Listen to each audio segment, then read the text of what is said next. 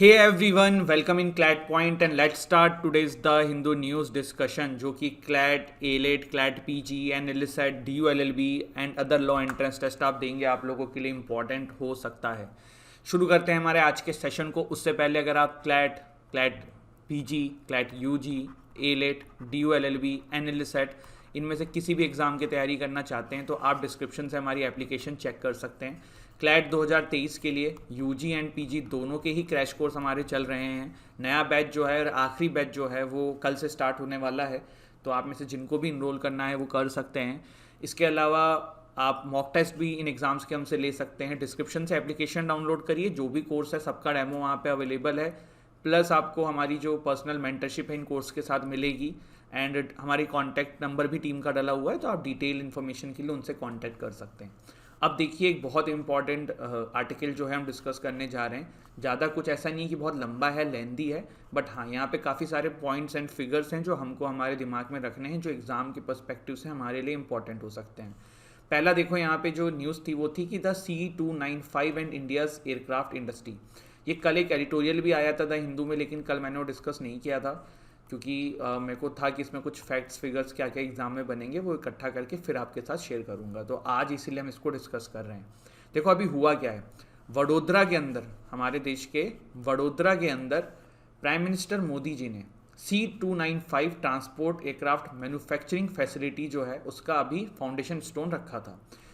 अब इससे आपको क्या समझ में आया? पहली स्टेटमेंट मैंने जो बोली है इससे ये समझ में आया कि C295 जो है अब वो भारत में कहीं बनेगा। कहाँ बनेगा? वडोदरा में बनेगा, और उसी के लिए जो है मैन्युफैक्चरिंग फैसिलिटी जो है वडोदरा में बनाई गई है। तो अब ये कैसे बनी है? तो देखिए, एयरबस डिफेंस एंड स्पेस करके एक कंपनी है, उसके साथ टाटा एडवांस सिस्टम लिमिटेड का टाई अप हुआ है।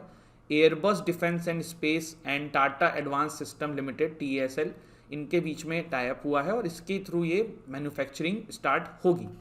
First time in private sector company would be manufacturing a full aircraft in India, और ये भारत के एविएशन इंडस्ट्री के लिए, एयरक्राफ्ट मैन्युफैक्चरिंग डोमेन के लिए एक बहुत बड़ा कदम है। देखिए, Bharat made in India, make in India ये सब कहते हैं। आपको पता है कि डिफेंस के मामलों में या फिर एविएशन सेक्टर के मामलों में हम बहुत ज़्यादा फॉरेन कंट्रीज़ पे डिपेंडेंट हैं। आप लोग बहुत बार फ्लाइट से ट्रैवल करते होंगे, नहीं किया होगा तो फ्यूचर में करेंगे। तो हम बहुत सारी बार जो मेन दो कंपनीज़ हैं वो देखते हैं, एक तो एयरबस है और दूसरी है बोइंग। तो ये इन्हीं के तो एयरक्राफ्ट खरीदे जाते हैं आपके बड़ी बड़ी कंपनीज़ के द्वारा, और फिर उनको यूज़ किया जाता है। तो ये जो एयरक्राफ्ट होते हैं ना, इसको बनाने के लिए बहुत सारे इक्विपमेंट्स ना भारत से ये लोग इंपोर्ट भी करते हैं। करीबन 50 से 60% पोर्शन जो है बहुत बार ये इंपोर्ट किया जाता है इन एयरक्राफ्ट्स के द्वारा इंडिया से। लेकिन जब बनती है बाहर है, क्योंकि भारत में अभी उस तरीके का मैन्युफैक्चरिंग कैपेसिटी या फिर आप कह सकते हो फैसिलिटी अवेलेबल नहीं है। तो ये छोटे स्केल से ये C295 ट्रांसपोर्ट एयरक्राफ्ट जो है ये शुरू किया जा रहा है, और इसके बाद फिर धीरे धीरे करके है यहाँ पे इन सेक्शन में भी हमारे यहाँ पे डेवलपमेंट देखने को मिलेगा, और फ्यूचर में लगेगा कि हाँ यार, यहाँ पे भी आप देख सकते हो कि जो एयरबस हैं, बोइंग हैं, ये लोग भी अपने एयरक्राफ्ट्स को जो है यहीं पे मैन्युफैक्चर करना शुरू करेंगे। इसके बाद देखिए, जो ये C295 आपका ट्रांसपोर्ट एयरक्राफ्ट है, इसकी 5 से 10 टन की कैपेसिटी होती है, और ये एवरो एयरक्राफ्ट जो इंडियन एयरफोर्स के पास है उसकी लेगेसी को बदलेगा, मतलब उसके जगह पे इसको यूज़ किया जाएगा। एवरो एयरक्राफ्ट जो है वो 1960s से हमारे यहाँ पे यूज़ किया जा रहा है। देखो, C295 ऐसा नहीं है कि भारत में मैन्युफैक्चर हो रहा है एक प्राइवेट कंपनी के द्वारा तो कोई भी इसको खरीद सकता है, नहीं। ये हमारी इंडियन आर्मी के लिए ही है और हमारी आर्मी ही इसको यूज़ करेगी, ठीक है। इसके बाद इंडियन आर्मी ही ये परचेस करने वाली है। तो ये वाली चीज़ थी। 2013 के अंदर the request for proposal was issued global firms in May 2013, और 2015 के अंदर सोल बिड जो है वो एयरबस एंड TASL के द्वारा अप्रूव करी गई थी, डिफेंस एक्विजिशन काउंसिल के द्वारा। 2021 के अंदर मिनिस्ट्री ऑफ डिफेंस ने एक MOD साइन किया था, मिनिस्ट्री ऑफ डिफेंस ने कॉन्ट्रैक्ट साइन किया था 21,935 करोड़ का, जिससे कि ये सारी चीज़ें जो हैं आज की डेट में फंक्शन में आई हैं। अब ये रुपए आपको याद रखने की ज़रूरत नहीं है, कंपनीज़ हैं, कहाँ हो रही हैं, कैसे हो रही हैं, ये सब पता होना चाहिए। एवरो एयरक्राफ्ट को रिप्लेस करेगा, 1960 से एवरो एयरक्राफ्ट हम यूज़ कर रहे हैं। तो ये कुछ पॉइंट्स हैं जो अपने को पता होने चाहिए। तो ये है हमारा C295 एयरक्राफ्ट। आप देख सकते हैं 12.7 मीटर का होता है और मैक्सिमम स्पीड जो है 480 किलोमीटर पर आवर की प्राप्त कर सकता है। 50 the number of paratroopers the C-29 can transport. 5 से 10 टन जो है ये ट्रांसपोर्ट कैपेसिटी है इस एयरक्राफ्ट की। ठीक है, आगे बढ़ते हैं। अब आज का अगर मैं द हिंदू उठाऊं तो उसमें देखो जो एडिटोरियल पेज है आजकल वो 2 पेज में से एक पेज तो गुजरात इलेक्शन पे हो रहा है। अब जैसे जैसे इलेक्शन पास आएगा ना, आप देखेंगे कि न्यूज़पेपर में बहुत सारी चीज़ जो है वो इलेक्शन से रिलेटेड रहेगी। नेता लोग जो भाषण देने जाएंगे तो वो रहेगी, स्पीचेस रहेंगी, तो फिर ये वाली चीज़ जो है ना वो फंस जाती है। तो इसीलिए अब इलेक्शन जैसे जैसे आएगा तो थोड़ा थोड़ा न्यूज़ की क्वालिटी जो है वो कम होती जाएगी। मतलब वो भी ज़रूरी है, जो लोग एग्ज़ाम नहीं देते हैं यार उनके लिए तो ये सब भी बहुत ज़रूरी है ना। तो क्वालिटी कम नहीं बोलेंगे, बट हाँ इलेक्शन के मुद्दों पे फोकस रहता है। जैसे कि जो 6th के बाद जो 7th पेज आता है वो पूरा 2-4-5 दिन से गुजरात इलेक्शन पे आ रहा है, तो आज भी उसी पे आया हुआ है। अब यहाँ पे देखिए जो ये वाला आर्टिकल है ना, क्यूबन मिसाइल क्राइसिस से रिलेटेड है और उसको रशिया यूक्रेन से कनेक्ट किया गया है। तो क्या ऐसा ही एक आर्टिकल हमने कुछ दिन पहले डिस्कस नहीं किया था? तो बिल्कुल आप लोग सही कह रहे हैं, बिल्कुल सर किया था, तो फिर रिपीट करने का कोई मतलब नहीं है। इसके बाद देखिए यहाँ पे एक आर्टिकल आया हुआ है, क्योंकि नवंबर 3 को पहली बार the international day for biosphere reserve जो है वो सेलिब्रेट किया जाएगा। और इस बार इसकी थीम क्या है ये आप लोग सर्च करके अपने नोट्स में डाल लेना। इसके बाद यहाँ पे एक पॉलिटिकल न्यूज़ है किसी देश की, हमारे काम की वो चीज़ नहीं है। यहाँ पे देखिए कि अभी न्यूज़ बहुत न्यूज़ में चल रही है आपका मस्टर्ड्स के बारे में। क्या है ये पूरा मसला? The new hybrid variant of mustard अभी बहुत न्यूज़ में है। ये क्यों है? जेनेटिक इंजीनियरिंग अप्रेजल कमेटी जो है GEAC हमारे देश की, जो कि इंडिया की एपेक्स रेगुलेटर है ऑफ जेनेटिकली मॉडिफाइड प्लांट्स के ऊपर, फूड प्रोडक्ट्स के ऊपर, उन्होंने अप्रूव कर दिया है एनवायरमेंट रिलीज ऑफ धारा मस्टर्ड हाइब्रिड 11, जिसको शॉर्ट में DMH11 बोलते हैं। ये क्या है? ये जेनेटिकली इंजीनियर्ड वेरिएंट है मस्टर्ड का। मतलब देखो अगर जिनको अभी साइंटिफिक टर्म समझ में नहीं आ रहे हैं तो देखो बहुत मैं लेमन लैंग्वेज में आपको समझाता हूँ। क्या करते हैं ना, अलग अलग जो हैं आपके वेरिएंट्स ले लेके मिक्स करके अलग अलग चीज़ें क्रिएट करी जाती हैं। फिर एक नए तरीके का मस्टर्ड का ये वेरिएंट क्रिएट किया गया जिसका नाम है DMH11। ठीक है, अब इसको अप्रूव कर दिया गया है कॉमर्शियल कल्टीवेशन के लिए। अभी कॉमर्शियल कल्टीवेशन के लिए नहीं हुआ, अभी एनवायरमेंटल रिलीज हुआ है, बट अगर कॉमर्शियल कल्टीवेशन के लिए रिलीज हो जाएगा तो ये first genetically modified food crop होगी इंडिया के अंदर जो फार्मर्स जो हैं वो उगाएंगे। थोड़ा सा और इसके बारे में जानते हैं। DMH11 जो है ये डेवलप्ड किया गया है centre for genetic manipulation of crop plants at the university of Delhi. ठीक है, तो ये कुछ चीज़ें थी, इसके बारे में ध्यान रखना। अब एक ये आर्टिकल है जो डिटेल में डिस्कस करना है हमें। Can convicted legislator B disqualified from assembly? ये अभी न्यूज़ में क्यों आया है? क्योंकि उत्तर प्रदेश के अंदर 2 लेजिस्लेटर्स जो हैं, MLAs जो हैं, वो अभी कन्विक्ट हुए थे। एक का नाम है आपका आजम खान जो कि रामपुर से MLA हैं, और दूसरे आपके जो हैं वो हैं विक्रम सिंह सैनी जो कि MLA हैं फ्रॉम खतौली। अब हुआ क्या कि देखो आजम खान जब कन्विक्ट हुए ना तो इनको तो डिस्क्वालीफाइड कर दिया गया, बट ये कन्विक्ट हुए तो इनको डिस्क्वालीफाइड नहीं किया गया, और उसी पे पूरा मामला अभी काफ़ी क्रिटिसिज्म में या फिर कंट्रोवर्सी में चल रहा है। तो चलिए फिर जानते हैं कि क्या सिस्टम होता है। आजम खान जी के ऊपर तो 2019 में इन्फ्लेमेंट्री स्पीचेस के चार्जेस लगे थे, उसके लिए कन्विक्ट हुए हैं। और विक्रम सिंह सैनी जो MLA फ्रॉम खतौली थे, इनको 2 साल की इम्प्रिजमेंट हुई थी in connection with the Muzaffarnagar riots of 2013। अब चलिए देखते हैं क्या सीन है। Section 8 of representation of people act 1951 जो है ये प्रोविज़न रखता है, इसी के अंदर प्रोविज़न मिलता है डीक्रिमिनलाइजिंग इलेक्टोरल पॉलिटिक्स को, कि कैसे इलेक्टोरल पॉलिटिक्स को डीक्रिमिनलाइज करें। मतलब जो पॉलिटिशियंस हैं उसमें क्रिमिनल लोग ना जा पाएँ, मोस्टली यही मतलब है। अब इसमें ना 2 तरीके से क्रिमिनल केसेस के ऊपर डिस्क्वालिफिकेशन प्रोवाइड करी गई है। पहली कैटेगरी वो है जिसके अंदर 6 ईयर्स का आपको जो है डिस्क्वालिफिकेशन मिलेगा। ठीक है, the first category are offence that entail disqualification for a period of 6 year upon any conviction. ठीक है, और अब इसमें भी देखो एक कॉन्सेप्ट है, इसमें ये क्या, अगर देखो फाइन है सिर्फ, ठीक है, अगर फाइन है तो आप जिस दिन कन्विक्ट होगे ना तब से आपको 6 साल के लिए डिस्क्वालीफाई किया जाएगा। और मानो अगर जेल टर्म है, मान लो 2 साल की जेल टर्म है, तो जब 2 साल बाद जेल से रिहा हो जाओगे तब ये 6 ईयर्स आपके लिए काउंट होना शुरू होगा। मतलब ये 2 + 6 ईयर्स हो गया। और ये क्या हो गया, जिस दिन से हुए उसी समय से आप डिस्क्वालीफाइड हो जाओगे. If the punishment is fine, the 6-year period will run from the date of conviction.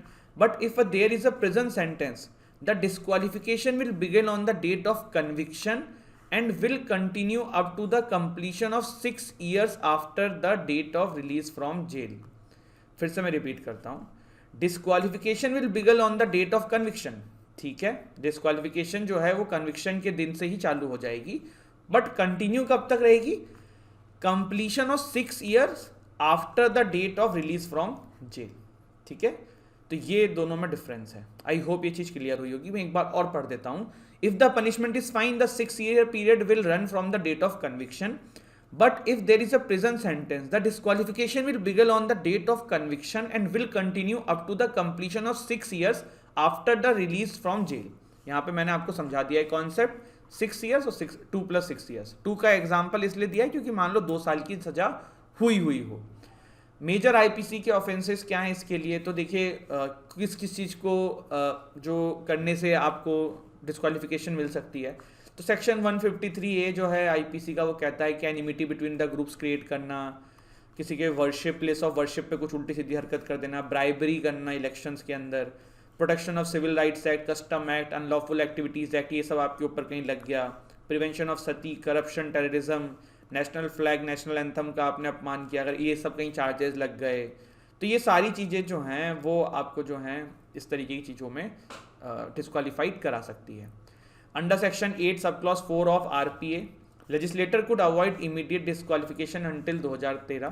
2013 तक क्या था कि जैसे मान लो किसी को किसी कोर्ट ने दिया कि भैया आप जो है डिस्क्वालीफाइड हो गए हो, तो आप जो है ना उस समय के लिए ये होता था कि 3 महीने के लिए the disqualification will not take effect for 3 months. उससे फिर वो क्या होता था, वो अपील फाइल कर देते थे, तो फिर उसको ना बाद में खारिज कर दिया गया. Lily Thomas versus union of India case के अंदर सुप्रीम कोर्ट ने स्टक डाउन कर दिया ये क्लॉज 4, इसको अनकॉन्स्टिट्यूशनल कह दिया कि भैया इस तरीके की चीज़ें तो नहीं हो सकती हैं. जब आपको डिस्क्वालीफाइड कर दिया गया है तो आप डिस्क्वालीफाइड उस दिन से हो, फिर आप अपील करो, तब अगर आप सही निकलते हो तो अलग बात है.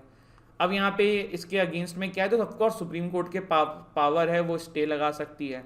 इसके अलावा आपका रिप्रेजेंटेशन ऑफ पीपल एक्ट जो है उसमें भी ये पावर मिली हुई इलेक्शन कमीशन को कि under section 11 of the act EC में record reasons and either remove और reduce the period of persons disqualification. EC ने ऐसा किया भी हुआ है. सिक्किम के चीफ मिनिस्टर पीएस तमांग के ऊपर 1 year का सेंटेंस था फॉर करप्शन, तो उनका जो डिस्क्वालिफिकेशन है वो कम कर दिया गया था जिससे कि वो बाई इलेक्शन लड़ सकें. तो ये हमने कुछ चीज़ें जानी डिस्क्वालिफिकेशन के बारे में, क्या ये प्रोसेस है, कैसे ये होता है, क्यों ये होता है, क्यों नहीं होता है, सारी डिटेल में चीज़ें जान ली. अब ये न्यूज़ में क्यों है. Centre doubles fertilizer subsidy as prices see surge. तो आपको याद होगा मैंने जब 1 नेशन 1 फर्टिलाइजर स्कीम पढ़ाई थी, हमने उसमें एक बात क्या करी थी कि सेंटर गवर्नमेंट ना ये फर्टिलाइजर्स पे बहुत ज़्यादा सब्सिडी देती हैं, लेकिन बहुत बार किसानों को ये बात पता भी नहीं होती है. इसीलिए सेंटर गवर्नमेंट ने 1 नेशन 1 फर्टिलाइजर वाली स्कीम का कॉन्सेप्ट ला रहे थे कि गवर्नमेंट का उस पर लेबलिंग करो, क्योंकि देखो अभी प्राइस बढ़ा है लेकिन सरकार ने फिर अपनी सब्सिडी और बढ़ा दी. मतलब ये जो फर्टिलाइजर का पैसा है, किसान जो फर्टिलाइजर खरीद रहे हैं, इसका बहुत सारा पार्ट जो है वो सरकार पे कर रही है, गवर्नमेंट पे कर रही है टैक्स पेयर्स के पैसों से. तो इसीलिए गवर्नमेंट चाहती है कि भाई हम जो है अपनी लेबलिंग करें. अब यहाँ पे न्यूज़ क्या है कि भैया अभी तक का हाईएस्ट फर्टिलाइजर का सब्सिडी दिया हुआ है सरकार ने. अब क्या कारण है कि सरकार ये देती है, एक तो ऑफकोर्स जो फार्मर्स हैं हमारे देश में वो बहुत इंपॉर्टेंट हैं, तो उन लोगों के लिए तो क्योंकि उसी से सब लोग खाना पीना खा पा रहे हैं, तो उन लोगों के लिए फर्टिलाइजर्स पे सब्सिडी देना बनता है. लेकिन अब इतना ज़्यादा क्यों देना है, जब महंगाई बढ़ रही है तो थोड़ा बहुत तो हीट जो है फार्मर्स को सहने के लिए दे सकते हैं. लेकिन उसके पीछे भी फिर ये है कि जैसे प्राइस बढ़ेगा फिर अपोजिशन पॉलिटिक्स पे आ जाएगा. फार्मर प्रोटेस्ट आपने अभी देखी है जब दिल्ली में हुई थी, तो यही सब चीज़ें टालने के लिए vote bank politics and all यहाँ पे इसको फिर से बढ़ा दिया गया है. Concern about security of Chinese in Pakistan, G2 शरीफ. देखिए भाई 3rd टर्म में पहला बंदा इनके यहाँ पहुँचा है तो पाकिस्तान पहुँचा है, शहबाज शरीफ पहुँचे हुए हैं. पाकिस्तान चाइना जो हैं भाई भाई हैं, ऐसा है क्या पता नहीं यार. डेट ट्रैप में तो फंसा हुआ है पाकिस्तान, और पाकिस्तान के अंदर जो है काफ़ी सारा पैसा दिया हुआ है चाइना ने.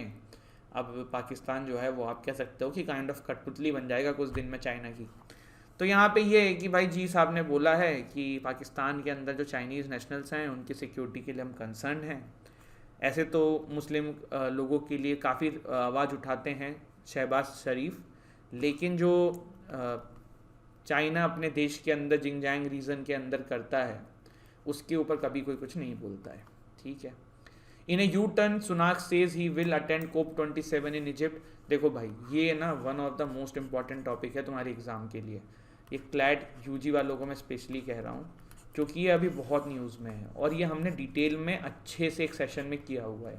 आज से 3 या 4 दिन पहले ही किया है। द हिंदू के थंबनेल में देख लेना, कोप 27 डला होगा, वो वाला आर्टिकल पूरा अच्छे से डिस्कस करते हुए समझ लेना, नोट्स बना लेना, क्योंकि COP will be one of the most important topic for your exam. Netanyahu inching towards अब यहाँ पे क्या हुआ है, पहले सुनाक साहब नहीं जाने वाले थे, अब जाएंगे। यहाँ पे देखिए क्या है, बेंजामिन नेतायू जी जो हैं ये फिर से इजराइल के प्रीमियर बन सकते हैं। ये इनके समय में इसराइल के रिलेशन भारत से कुछ ज़्यादा ही अच्छे थे, प्राइम मिनिस्टर मोदी जी के भी काफ़ी क्लोज थे। तो इसराइल में अगर ये आते हैं तो इंडिया के लिए अच्छा ही है, कोई इसमें बुरी चीज़ नहीं है। UP gets it 4th tiger reserve. तो Ranipur tiger reserve in Uttar Pradesh become the 53rd tiger reserve in India. और RWS चित्रकूट डिस्ट्रिक्ट जो है इसका खुद का कोई अपना टाइगर है, मतलब इनके यहाँ खुद के टाइगर्स नहीं हैं, ये कहीं से लाएंगे, लगाएंगे, वहाँ पे रखेंगे। और जिम कॉर्बेट टाइगर रिजर्व के बफर्स की तरह ये भी काम करेगा। देखो भारत में टाइगर स्टेट किसको कहते हैं, मतलब मेरा कहने का मतलब सबसे ज़्यादा टाइगर रिजर्व्स इंडिया में कहाँ हैं, बताना मुझे कमेंट सेक्शन में। आई होप आप लोग बता पाएंगे। यहाँ पे देखिए आज का सेशन जो है यहीं ख़त्म होता है। UP gets its 4th tiger reserve. Benjamin Netanyahu जी सुनाक वाला देखा, जी साहब की सिक्योरिटी वाला आर्टिकल देखा, यहाँ पे फर्टिलाइज़र पे सब्सिडी बढ़ा दी गई है, न्यूज़ देखी, ये वाला एक अच्छा आर्टिकल था, डिटेल में डिस्कस किया है हमने। Can convicted legislator B disqualified from assembly. फिर हमने यहाँ पे थोड़ा सा जो मस्टर्ड अभी नया सीड आया है उसके बारे में जाना। एंड ये भी एक बहुत इंपॉर्टेंट आर्टिकल हमने डिस्कस किया है रिगार्डिंग C-295 एयरक्राफ्ट। तो this is it, thank you so much guys. हंसते रहिए, मुस्कुराते रहिए, पढ़ाई करते रहिए। जय हिंद, जय